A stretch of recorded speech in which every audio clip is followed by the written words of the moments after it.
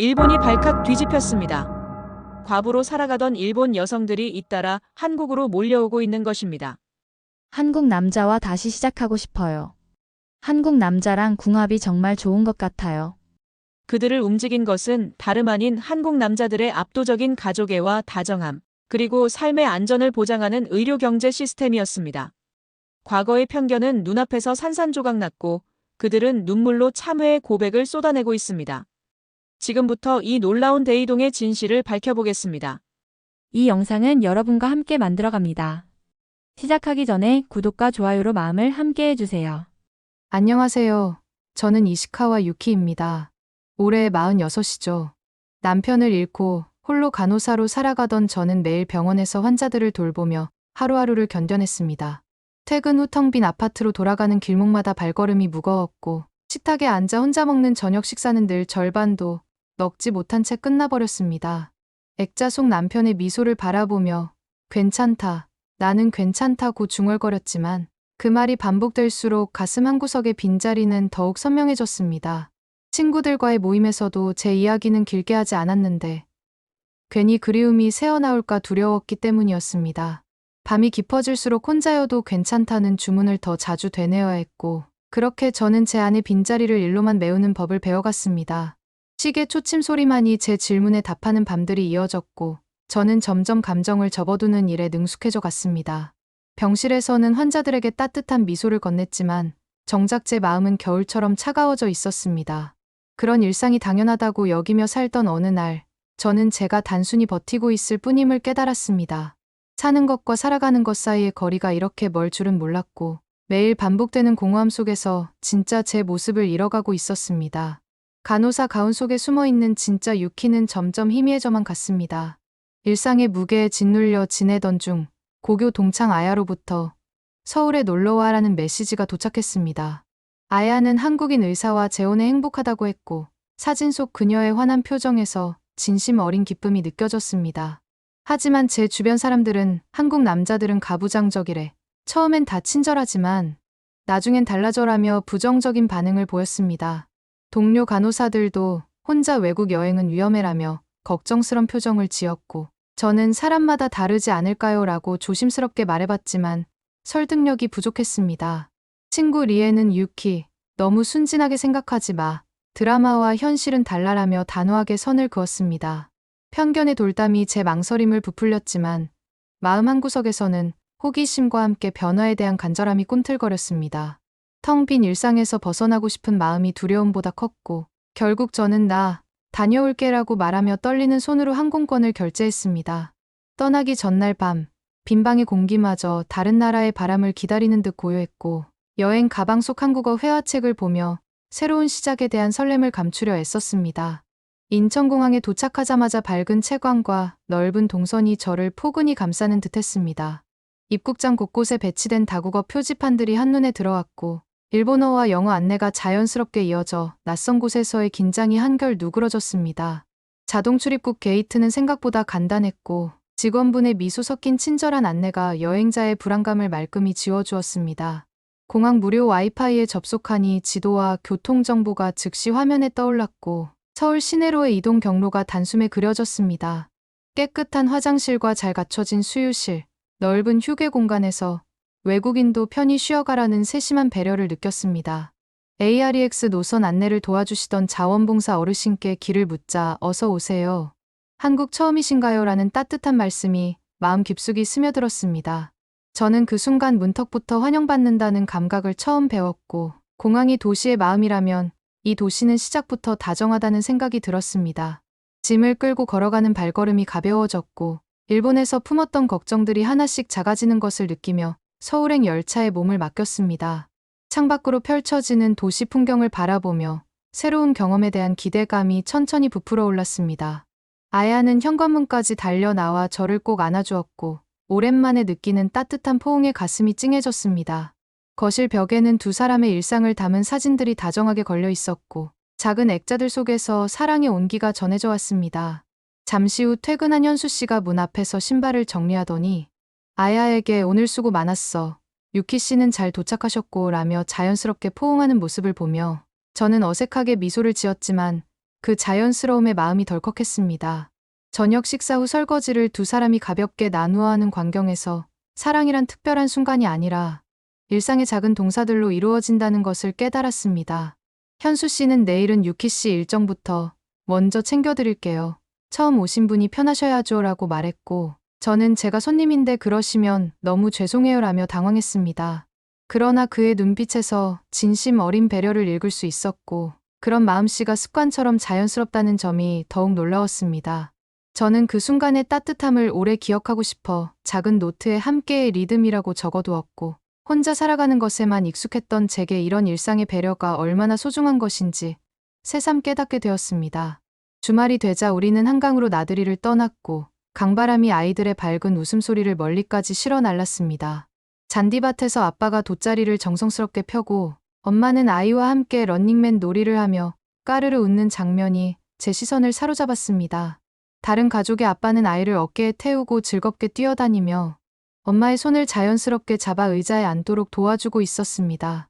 가족 자전거를 타고 지나가던 부부는 서로를 살피며 괜찮아, 천천히 가자라고 주고받는 대화가 정겨웠고, 아이는 아빠 더 빨리라며 재촉하는 모습이 미소를 자아냈습니다. 벤치에서는 임신한 아내의 느린 보폭에 맞춰 걷는 남편의 손길이 더없이 조심스러웠고, 그 광경을 보며 마음이 따뜻해졌습니다. 저는 그 순간 체면보다 가족이 먼저라는 문장을 처음으로 피부로 이해할 수 있었고, 이런 모습들이 연출이 아닌 자연스러운 일상이라는 점에 깊이 감동했습니다. 공원 곳곳에서 펼쳐지는 가족들의 여유로운 모습을 보며 한국의 주말 문화가 얼마나 따뜻한지 깨달았고, 돌아오는 길에 제 발걸음은 가벼웠지만 마음 어딘가에는 설명하기 어려운 울림이 오래도록 남아 있었습니다. 혼자만의 주말에 익숙했던 저에게 이런 풍경은 새로운 가능성을 보여주는 것 같았습니다. 저녁 식사를 위해 현수 씨 병원에서 퇴근을 기다리던 중 로비에 앉아 있다가 우연히 목격한 광경이 제 마음을 깊이 움직였습니다.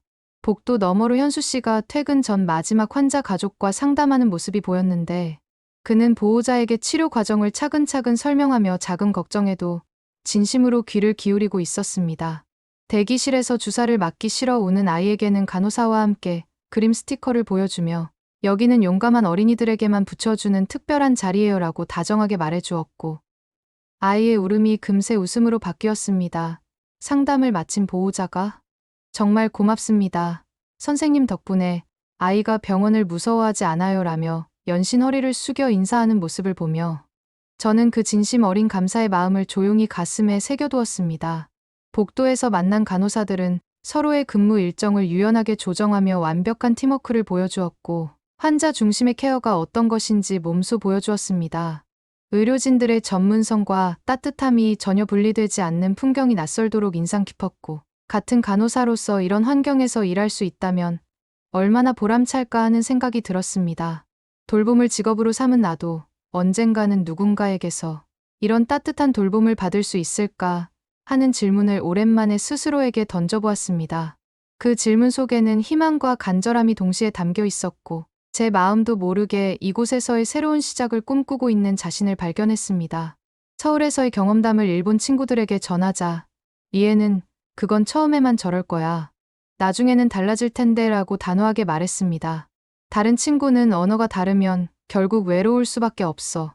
그리고 문화 차이는 생각보다 커라고 걱정스럽게 말했고, 저는 외로움은 이미 충분히 알고 있으니까 괜찮아라고 쓸쓸하게 답했습니다.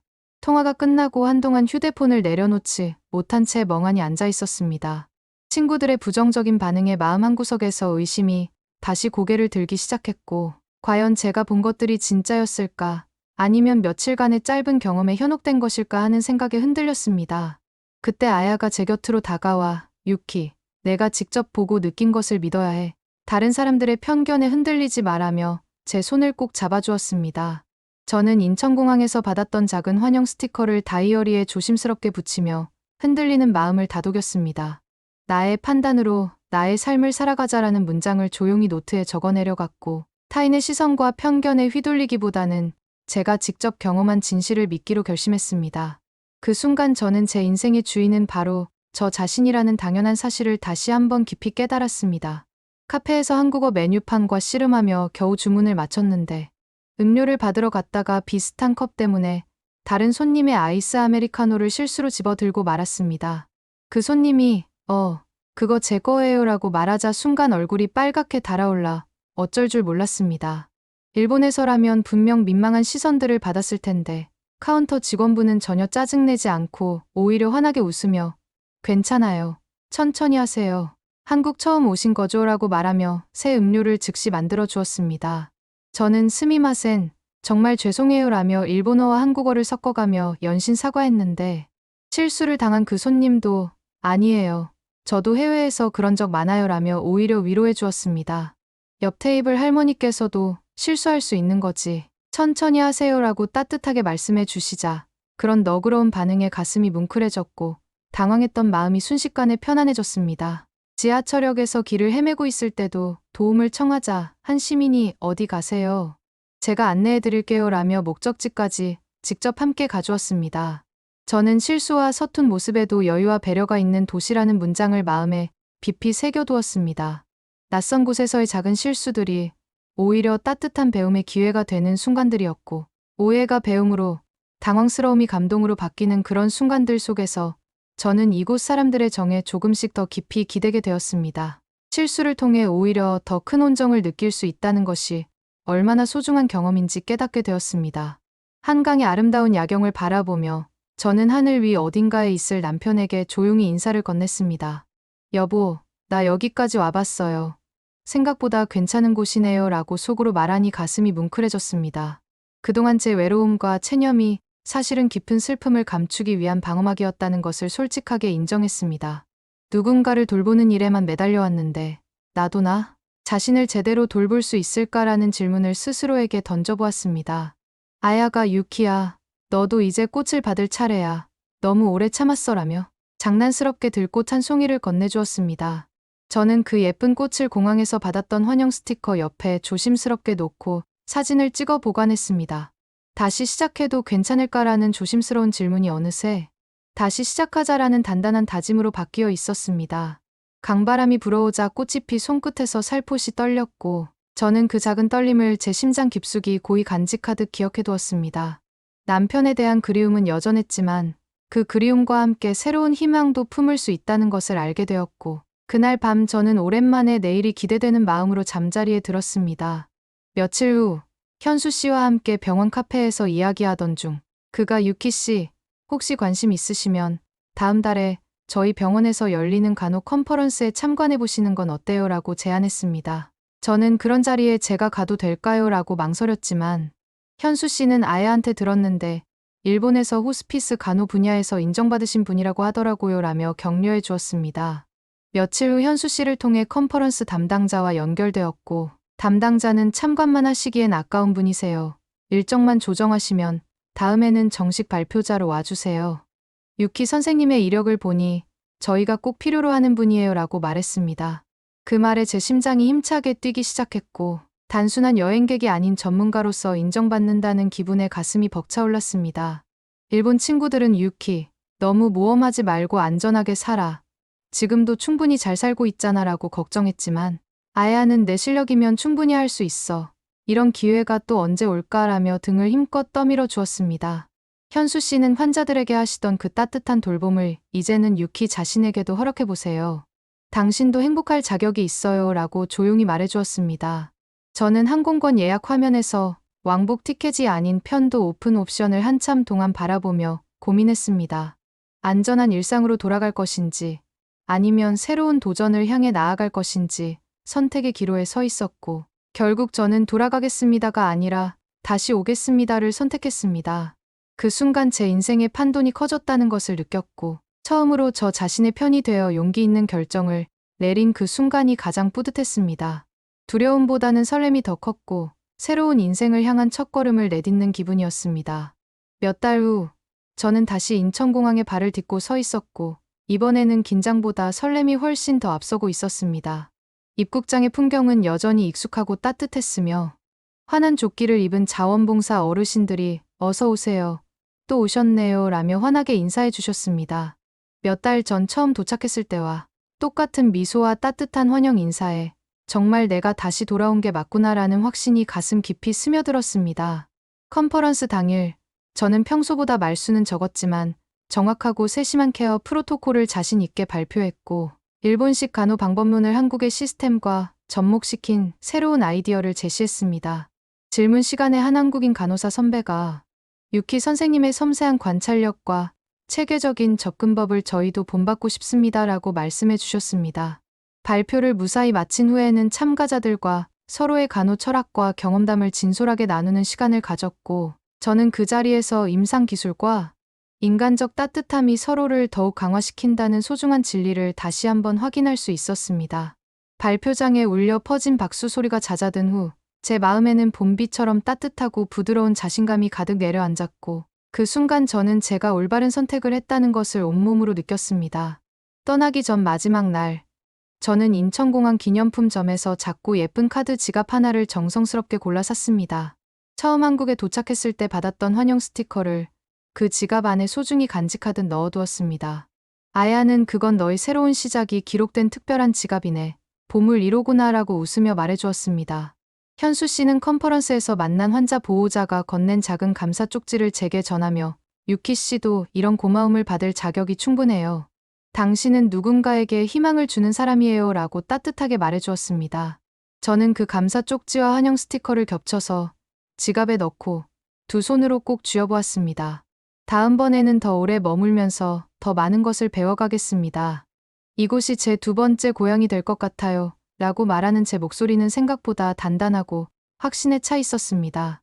인천공항에 안전한 여행 되세요. 라는 안내 방송이 울려 퍼질 때, 저는 제 인생의 두 번째 봄이 이미 활짝 피어나기 시작했다는 것을 분명히 알 수 있었습니다. 지갑 속 작은 기념품들이 단순한 추억이 아니라 새로운 출발을 향한 약속이라는 생각이 들었습니다. 그렇게 저는 설렘 가득한 마음으로 새로운 인생을 향해 날아올랐고, 앞으로의 모든 순간들이 기대되었습니다. 오늘도 끝까지 함께 해주셔서 감사합니다. 여러분의 생각을 댓글로 남겨주세요.